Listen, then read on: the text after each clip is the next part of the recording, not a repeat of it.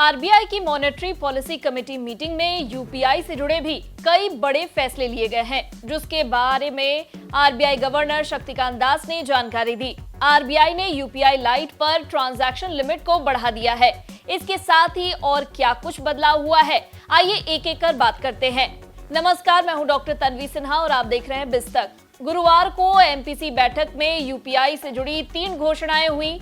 RBI governor ने UPI payments को बढ़ाने के लिए इन उपायों का ऐलान किया। सबसे पहले तो यूपीआई लाइट पर ट्रांजैक्शन लिमिट को बढ़ाने का फैसला लिया गया। अब यूपीआई लाइट पर ट्रांजैक्शन लिमिट को 200 रुपए से बढ़ाकर 500 रुपए कर दिया गया है। आरबीआई के यूपीआई लिमिट में बढ़ोतरी के ऐलान से देश में डिजिटल पेमेंट की पहुंच और ज्यादा बढ़ेगी। वहीं आरबीआई गवर्नर ने कहा कि जल्द ही यूपीआई के जरिए ऑफलाइन पेमेंट्स की सुविधा को भी लाया जाएगा, यानी आप बिना इंटरनेट के भी यूपीआई पेमेंट कर सकते हैं। आमतौर पर यूनिफाइड पेमेंट्स इंटरफेस यानी यूपीआई के जरिए पेमेंट करने के लिए इंटरनेट की जरूरत पड़ती है, लेकिन यूपीआई लाइट के जरिए यूजर्स 500 रुपए तक का पेमेंट बिना इंटरनेट के भी कर सकते हैं। ये एक ऑन डिवाइस वॉलेट सुविधा है, जिसमें यूजर्स रियल टाइम में छोटे अमाउंट का पेमेंट बिना यूपीआई पिन के कर सकते हैं। आरबीआई ने यूपीआई लाइट में अधिकतम 2000 रुपए तक का बैलेंस रखने की सुविधा दी है।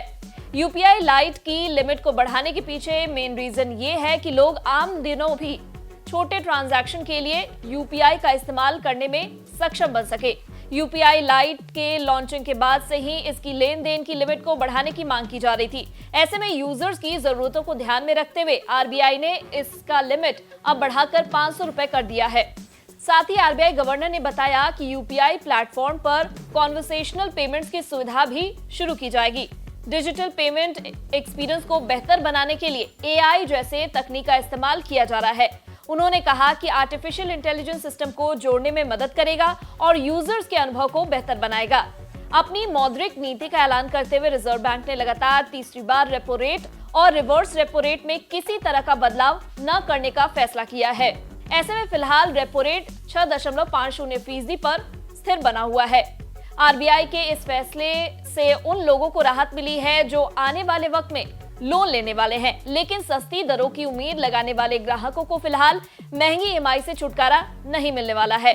आरबीआई गवर्नर शक्तिकांत दास ने कहा कि साल 2023-24 में सीपीआई बेस्ड इन्फ्लेशन यानी खुदरा महंगाई दर के 5.4% पर रहने का अनुमान है। चालू वित्त वर्ष की दूसरी तिमाही में खुदरा महंगाई के 6.2%, तीसरी तिमाही में 5.7%, चौथी तिमाही में 5.2% और वित्त वर्ष 2024-25 की पहली तिमाही में 5.2% रहने का अनुमान है।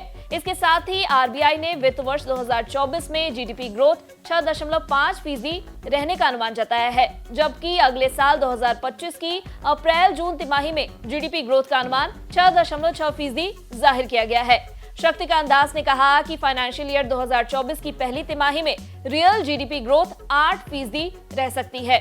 अगर आपको हमारे इस वीडियो में दी गई जानकारी पसंद आई हो तो इसे लाइक और शेयर जरूर करें। साथ ही बिजनेस जगत की खबरों से अपडेटेड रहने के लिए बने रहे हमारे साथ और देखते रहे बिज तक। बिज तक प्रीमियम, यहाँ आपको मिलेंगे ढेरों फायदे, तो आज ही YouTube पर ज्वाइन करें। बिज तक प्रीमियम मेंबरशिप 159 रुपए से शुरू।